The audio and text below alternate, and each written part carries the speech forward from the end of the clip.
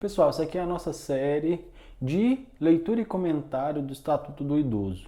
Esse é o nosso primeiro vídeo. Essa série vai tratar de todos os artigos que compõem o Estatuto do Idoso. Essa série é direcionada a todas as pessoas profissionais interessados em ingressar em um concurso público ou passar num processo seletivo que demande conhecimento acerca do Estatuto do Idoso. E também para as pessoas que desejam conhecer os seus próprios direitos. Essa série ela é gratuita aqui no YouTube, aberta e livre a todos os interessados. A única coisa que eu te peço é que você compartilhe com seus amigos, dê o joinha no vídeo, assine o canal, clique lá no sininho, que tudo isso são coisas que o YouTube precisa para mostrar o vídeo para outras pessoas. E esse mostrar o vídeo para outras pessoas é importante para mim. Sem mais delongas, vamos para a lei.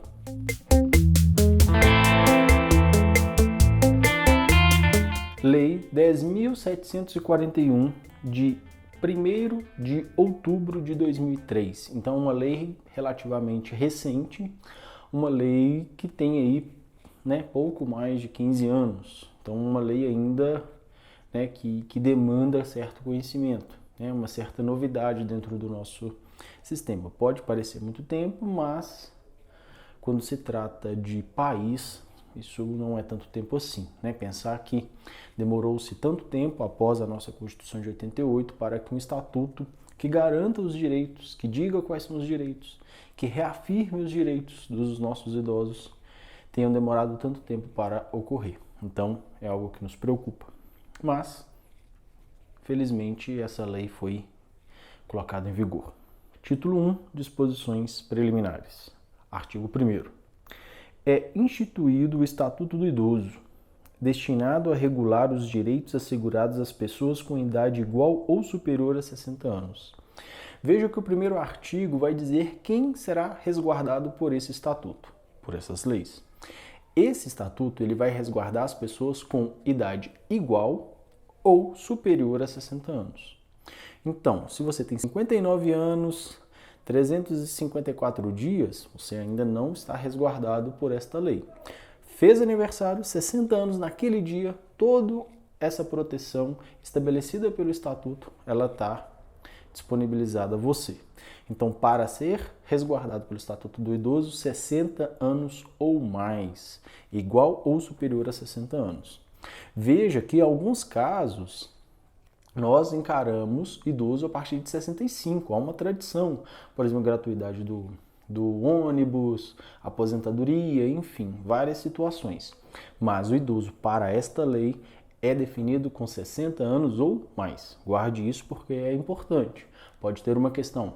São considerados idosos segundo o Estatuto do Idoso as pessoas com 65 anos ou mais, 60 anos ou mais. Enfim, podem fazer ali várias formas que você pode cair numa pegadinha e errar uma questão fácil.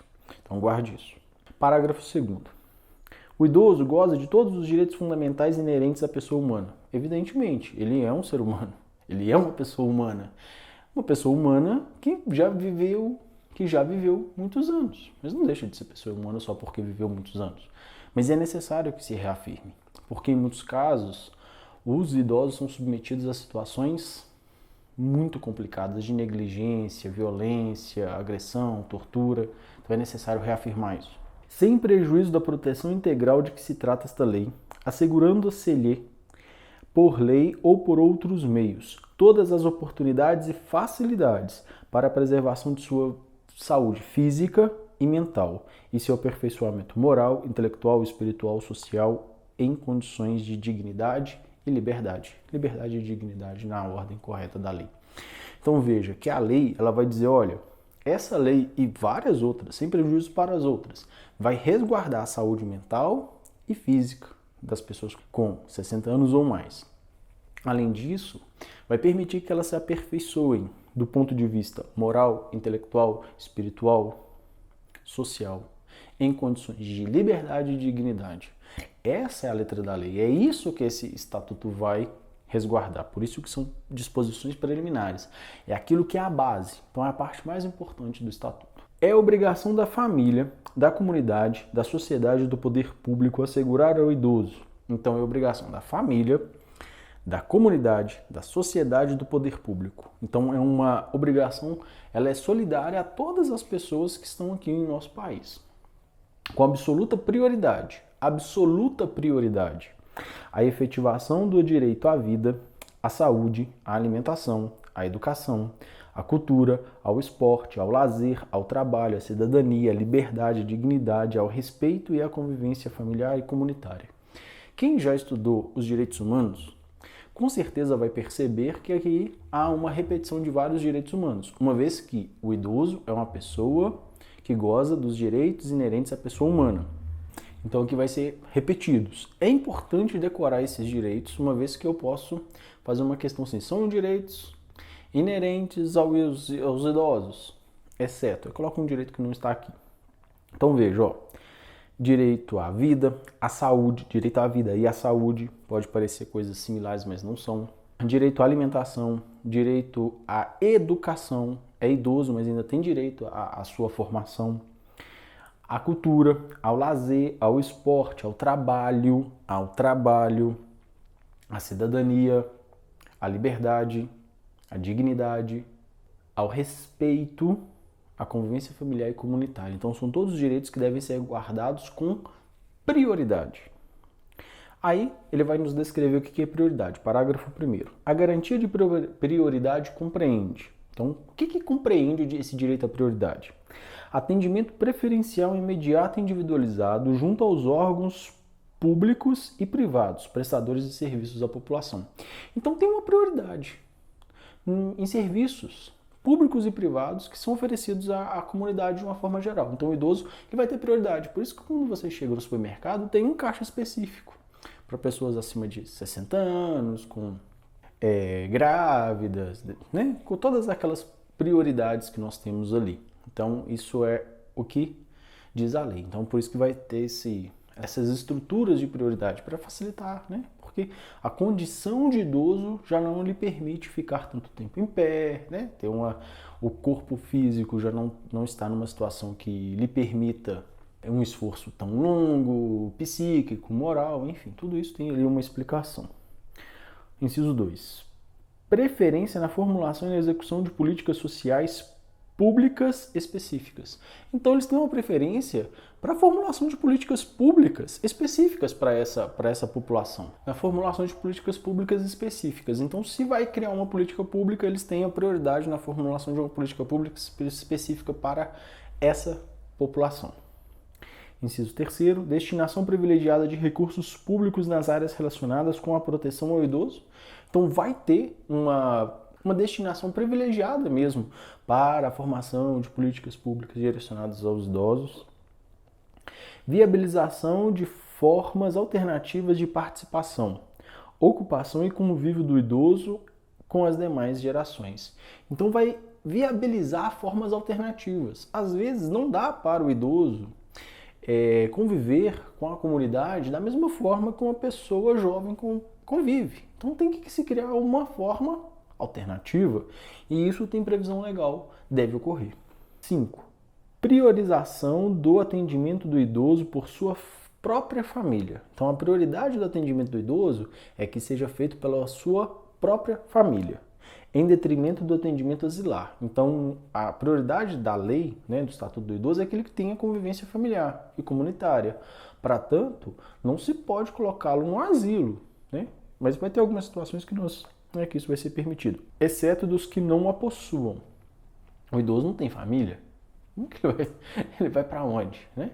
É lógico que o asilo é uma situação muito melhor do que a situação de rua, então ele vai ser levado a um asilo uma vez que ele não tem uma família para cuidar dele. Ou careçam de condições de manutenção da própria sobrevivência.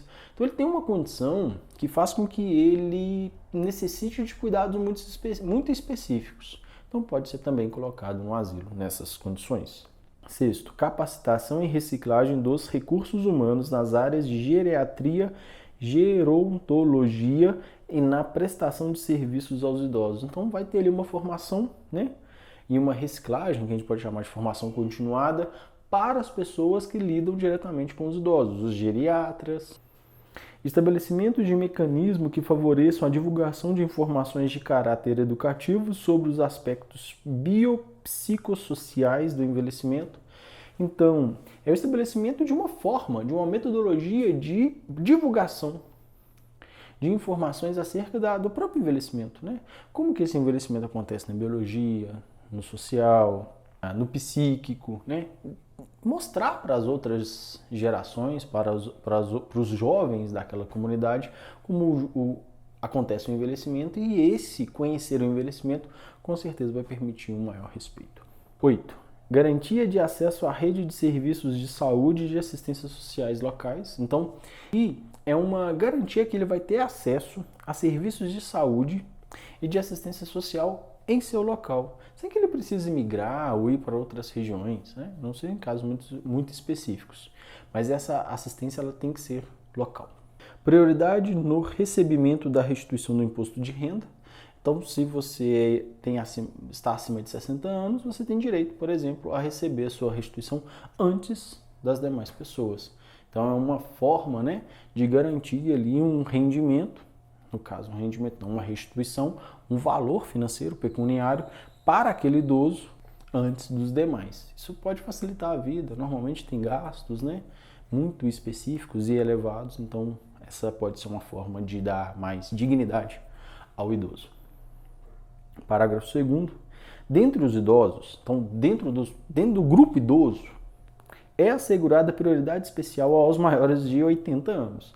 Então, dentro dos próprios idosos, a gente olha, né, os com mais de 80 anos vão ter mais prioridade ainda, atendendo-se suas necessidades sempre preferencialmente em relação aos demais idosos. Sempre que tiver um idoso acima de 80 anos, ele vai ter preferência sobre os mesmos idosos. Então, se você, exemplo, você está numa fila, tem 5 idosos lá com 61, 62, 64 e 65 anos, chega um de 80, ele vai ter prioridade sobre aqueles, né, outros idosos. É isso que diz a lei. Foi uma mudança de 2017. Artigo 4º. Nenhum idoso será objeto de qualquer tipo de negligência. Então fala, ó, nenhum idoso pode ser negligenciado, pode ser discriminado ou pode sofrer violência, crueldade ou opressão, como qualquer pessoa. É necessário que reafirme isso aos idosos, porque em muitos casos os próprios familiares submetem eles a uma situação de negligência, de violência, de opressão, de crueldade. Infelizmente, é isso que acontece, ou mesmo de discriminação. E todo atentado aos seus direitos, por ação ou omissão, fazendo ou simplesmente fingindo que não está vendo, será punido na forma da lei. Então, se você vir um idoso sendo discriminado, violentado, oprimido, negligenciado, é sua obrigação tomar parte daquilo, né, e tomar as atitudes necessárias. Principalmente quando esse idoso é de sua família, aí fica um pouco mais complicado. Parágrafo 1º. É dever de todos prevenir a ameaça ou violação dos direitos do idoso. Então é obrigação de todos. Aqui todos, sem exceção, aqui não tem um exceto. É desde o policial ao transeunte da rua, ao seu vizinho. Se você se depara com alguma ação que viola os direitos dos idosos, você tem a obrigação de tomar par e fazer o que for necessário para evitar que aquela situação permaneça. Parágrafo 2º.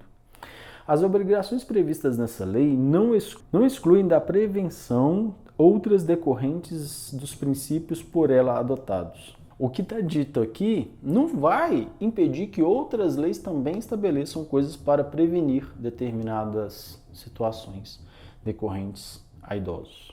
Artigo 5º. A inobservância das normas de prevenção importará em responsabilidade a pessoa física ou jurídica nos termos da lei. Então ele não observou as normas de prevenção para aquela população idosa. Ele vai ser punido na forma da lei. Tanto as pessoas físicas quanto as pessoas jurídicas, né? As empresas, as PJs. Artigo 6º.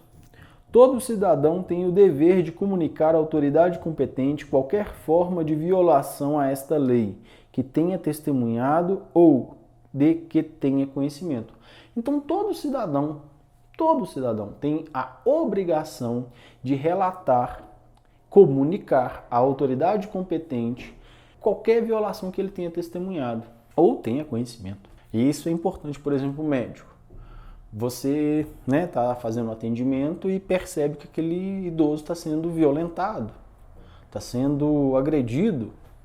Você não presenciou, você não é testemunha, mas você teve conhecimento daquilo, então você tem que dar prosseguimento, chamar a polícia, o Ministério Público, enfim, fazer aquilo que for necessário. Normalmente tem um protocolo, nas próprias unidades de saúde, nos hospitais, nos asilos, enfim, para que essa ação ocorra. Artigo 7º. Os conselhos nacional, estaduais e do Distrito Federal e municipais do idoso, previstos na Lei 8.842, de 4 de janeiro de 1994, zelarão pelo cumprimento dos direitos do idoso, definidos nessa lei. Então, os conselhos dos idosos, tanto no âmbito federal, municipal, estadual, do Distrito Federal, vão zelar pelos direitos dos idosos. Evidentemente, são conselhos que falam sobre os direitos dos idosos, só podem zelar pelos direitos dos idosos, mas a lei às vezes precisa reafirmar coisas óbvias. Título 2, dos direitos fundamentais. Então aqui nós vamos falar agora sobre direitos fundamentais. Saímos dos preliminares e vamos para os direitos fundamentais. Capítulo 1, do direito à vida. Então, dos direitos fundamentais, vamos iniciar pelo direito à vida, que é o primeiro direito de todo cidadão, ter direito à vida. Inclusive das pessoas com mais que 60 anos, evidentemente. Artigo 8º. O envelhecimento é um direito personalíssimo e a sua proteção um direito social, nos termos desta lei e da legislação vigente. Então, envelhecer é direito de cada um. E a proteção é um direito social, que está previsto nesta lei e na legislação vigente. Artigo 9º. É obrigação do Estado garantir à pessoa idosa a proteção à vida e à saúde, mediante efetivação de políticas sociais públicas que permitam o envelhecimento saudável em condições de dignidade. Então é obrigação do Estado. É obrigação do Estado. O Estado, a Federação, os Estados, os municípios. O Estado brasileiro. Garantir a proteção ao idoso. A proteção à saúde, à vida. E isso deve ocorrer por meio de políticas públicas voltadas à saúde e à vida do idoso, para que ele possa viver em condições de dignidade. Capítulo 2, do direito à liberdade, ao respeito e à dignidade. Do direito à liberdade, respeito e dignidade. Então, são 3 direitos fundamentais aí. É obrigação do Estado e da sociedade. Então, é obrigação do Estado e da sociedade assegurar à pessoa idosa a liberdade, o respeito e a dignidade, como pessoa humana e sujeito de direitos civis, políticos, individuais e sociais, garantidos na Constituição e nas leis. Então, é obrigação tanto do Estado quanto da sociedade garantir que os idosos tenham dignidade, respeito à sua liberdade, como pessoa humana, pessoas sujeitas de direitos civis, então são pessoas que ainda mantêm seus direitos civis, políticos, individuais, sociais, garantidos na Constituição. O direito à liberdade compreende, entre outros, os seguintes aspectos. Então, falando sobre direito à liberdade. Inciso 1º. Faculdade de ir e vir e estar nos logradouros públicos e espaços comunitários, ressalvadas as restrições legais. Então, falou sobre direito de liberdade, o direito de ir e vir, Direito básico, direito constitucional, direito de estar em logradouros públicos, em ruas. Isso pode parecer bobo, mas em situações que nós já vivenciamos, muitos de nós fomos proibidos de estar nas ruas. Então, se tiver algum impedimento, pelo simples fato de ser idoso, não pode ocorrer, a não ser impedimentos previstos em lei, em estado de sítio, por exemplo. Parágrafo 2º, inciso 2. Opinião e expressão. Então, o idoso ele tem direito à opinião, ele tem direito à expressão, ele pode opinar, ele pode se expressar, ele pode participar dos debates políticos, científicos, religiosos, o que ele desejar falar, ele tem direito de falar. 3. De crença e culto religioso. Então, o idoso ele tem direito a ter uma religião, seja ela qual for, qualquer uma. O Estado brasileiro não intervém na religião dos seus indivíduos, inclusive no direito a culto religioso. Ele tem direito a fazer o seu culto religioso, seja ele qual for, mesmo que eu ou você não concordamos com o culto do outro, ele tem direito, independentemente da religião.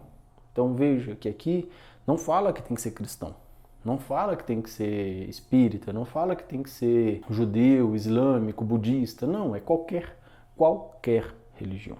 Prática de esportes e de diversões, então tem direito também à prática, né? Quando fala sobre direito de liberdade, praticar esportes, praticar atos, ações de diversões, participar da vida familiar e comunitária. Então ele tem direito a ir num show, numa apresentação, num parque, numa associação de pessoas, seja lá qual for. Participação na vida política na forma da lei, então o idoso também pode participar da política, ele pode votar, ele tem direito ao voto, o direito de votar não é retirado em nenhum momento, a gente vai ver que depois se torna facultativo, mas se ele quiser votar, ele pode. Então, esses são direitos fundamentais, pode se candidatar, tem as previsões legais, mas ele pode se candidatar mesmo depois de 60 anos. Na verdade, a maioria, não diria a maioria não, mas tem uma bela parcela de idosos aí na vida política. Faculdade de buscar refúgio, auxílio e orientação. Então, o direito à liberdade, ele compreende o direito, por exemplo, de buscar um refúgio, um auxílio, uma orientação. Ele não pode ser privado disso. Por exemplo, quando alguns familiares colocam os idosos ali quase em cárcere privado, né, e não permitem que ele saia de casa, então impede que ele peça um refúgio, que ele peça socorro, um auxílio, uma orientação. Então é necessário, né, que esses direitos sejam mantidos. Muito obrigado por ter chegado até aqui. Não saia do vídeo sem avaliá-lo em positivo ou negativo. Assine o canal, deixe o seu joinha. Na próxima semana temos um outro vídeo dessa série. Muito obrigado, fiquem com Deus. Até muito breve.